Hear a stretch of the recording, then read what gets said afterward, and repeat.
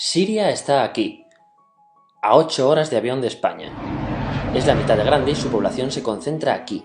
¿Por qué? Porque toda esta zona es un enorme desierto, pero un desierto muy importante. Tiene 1/3 de las reservas de petróleo del mundo y también de gas natural, según algunos el nuevo petróleo. Para sacarlo de aquí y llevarlo a Europa, hay que rodear toda esta península y salir por el canal de Suez. Como te puedes imaginar, aquí te cobran. Pero hay otra manera más fácil, la línea recta. El que controle estas tuberías las puede abrir y cerrar, como un grifo. Si no pagas, no hay petróleo, ni gas. Esta región es la polla.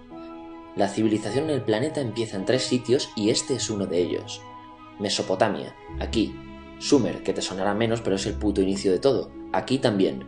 ¿Recuerdas la Torre de Babel de la Biblia? La hicieron estos tíos. Egipto, aquí. Siempre ha sido un punto de contacto entre Oriente y Occidente, dando a Asia salida al Mediterráneo. Quizá por eso aquí nacen las principales religiones monoteístas, el judaísmo, el cristianismo y el islam. El islam es el último que llega y de hecho acoge a las 2 anteriores. Adán, Noé, Moisés, Jesucristo son considerados profetas islámicos. Bueno, al grano. Como la zona es la hostia, todos han querido controlarla y siempre ha estado dentro de algún imperio. Persas, griegos, los romanos. El imperio romano termina partiéndose en 2, y finalmente solo sobrevive esto. Ahora es cuando la última religión monoteísta, el Islam, construye su propio imperio. ¿Te acuerdas de las cruzadas? Bueno, pues son los europeos cristianos intentando recuperar esta zona de la que estamos hablando. Los últimos en llegar son los turcos, que ojo, no vienen de Turquía, sino de a tomar por culo en Asia, junto con Gengis Khan. Lo conquistan todo y fundan el Imperio Otomano. El Imperio Otomano se queda ahí hasta la Primera Guerra Mundial, 600 años. Cuando acaba la Primera Guerra Mundial, aparecen pequeños países donde antes estaba el Imperio Otomano, y por primera vez vemos a Siria en un mapa. Hasta ahora la habíamos dibujado para no perdernos. ¿Y quién se inventa esos países? Lo que te voy a contar es alto secreto. Bueno, lo era en 1916. Este súper secreto se llama Acuerdo de Sykes-Picot. Los franceses y los ingleses no podían derrotar solos al Imperio Otomano. Solo podían si les apoyaba la gente que vivía dentro, en su mayoría árabes. ¿Cómo se los ganaron? Pues les prometieron la Gran Arabia, un país solo para ellos. El único problema es que era un timo. Antes de seguir, recuerda una cosa. Los árabes son un pueblo, pero no una religión. O sea, un árabe puede ser musulmán, puede ser cristiano, y antes del Islam parece que hubo tribus árabes con tradiciones judías. Bueno, pues a los árabes no les dieron ese único país que les habían prometido. En su lugar, franceses y británicos crearon muchos países pequeños. Estos países, obviamente, no eran países de verdad, sino zonas bajo su control con gobernantes puestos por ellos. Durante este tiempo hacen lo que quieren con la zona. Recuerda que hay petróleo. Siria, aunque no tiene grandes reservas, tiene fácil salida al mar, y Francia, que es la que se ha quedado con Siria, se lo da a compañías extranjeras. Después de la Segunda Guerra Mundial, los europeos se van. En el caso de Siria, son echados a patadas. Pero antes de irse, crean otro estado, Israel. No es el momento de hablar de ello, pero es un estado muy polémico que sus vecinos no reconocen. La prueba es que nada más irse los británicos, todos estos estados lo atacan. La zona, a partir de ahora, va a ser una puta bomba de relojería. ¿Y mientras qué pasa en Siria? Bueno, pues no es muy estable. Tiene golpes de estado constantes.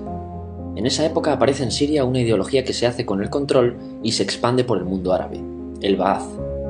Esta ideología mezcla el antiguo sueño de una sola nación árabe con ideas socialistas. Y algo muy importante, es laica, o sea que no es religiosa. Siria se llega a unir con Egipto, un país con el que no tiene frontera. Pero no es algo raro, muchos de estos países intentan hacerlo también. Como recordarás, a esta gente se le había prometido un solo país y las ganas las seguían teniendo. Pero la unión falla. En este tiempo Egipto les convence para nacionalizar el petróleo. En Siria, Al-Assad, el padre del Assad de ahora, se convierte en jefe del estado Ba'ath. En Irak, también Ba'ath, comienza a ganar fuerza Saddam Hussein. Las diferencias entre ambos países dividen a los partidos Ba'ath de otros países en pro-Siria o pro-Irak. Ahora ocurre la Guerra Fría. El mundo se divide en 2, o eres de Estados Unidos o de la Unión Soviética. Son años muy movidos en los que se pegan constantemente con Israel, invaden su vecino Líbano y comienza una oposición islamista al régimen Ba'ath de Assad, los hermanos musulmanes. Vale, volvamos atrás un momento. Recuerdas que la mayoría de árabes eran musulmanes, ¿verdad? Pues dentro de los musulmanes hay 2 ramas fundamentales, los suníes, la mayoría, y los chiíes. En el caso de Siria, a pesar de ser un estado laico, los gobernantes como Assad y jefes militares eran chiíes, los cuales representan menos del 13%. En cambio, casi el 70% de la población es suní. Un dato curioso es que los cristianos son casi el 10%. Que los chiíes controlen el gobierno y el ejército mosquea a la población suní, y este sentimiento es aprovechado por los hermanos musulmanes, islamistas radicales suníes.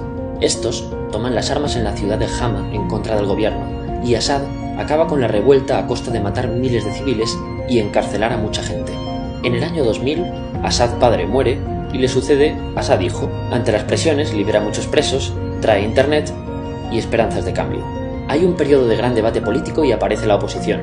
También vuelven los hermanos musulmanes. Los siguientes años son difíciles. Arrestan a la oposición. Y Bush incluye Siria en el eje del mal, y esto la aísla. Está mal visto negociar con Siria. Los kurdos, un pueblo que vive distribuido por varios países de la zona, empiezan a protestar también.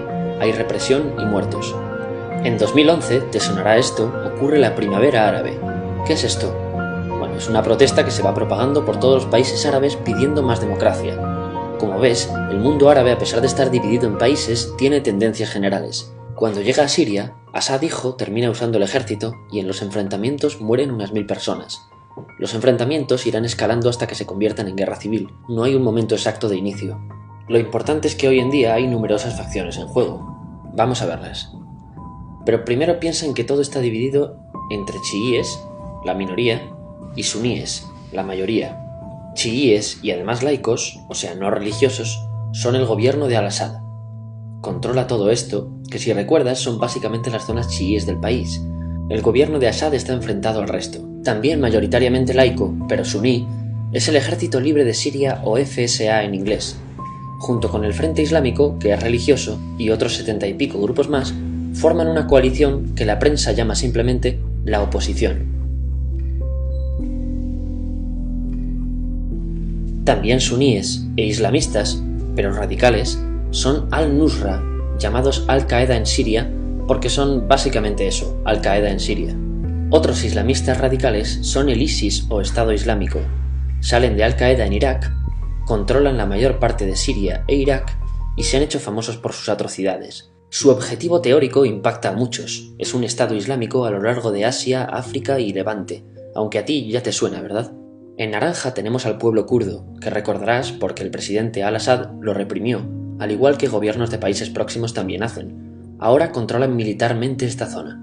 Antes de terminar, repasemos los apoyos internacionales a fecha de octubre de 2015. Las fuerzas de Al-Assad son apoyadas por Rusia, que ya tenía base militar en el país antes del conflicto, por Irán y por China. Todos son países de lo que Europa llama Oriente. En contra de Assad, apoyando a la llamada oposición, luchan Estados Unidos, Turquía, Francia, Gran Bretaña y Arabia Saudí. Podemos terminar con algunas conclusiones. Te advierto que esto ya es pura opinión. Si recapitulamos, vemos que la región es estratégica. Por su situación privilegiada, todos la quieren. Siria siempre ha estado bajo el paraguas de grandes imperios.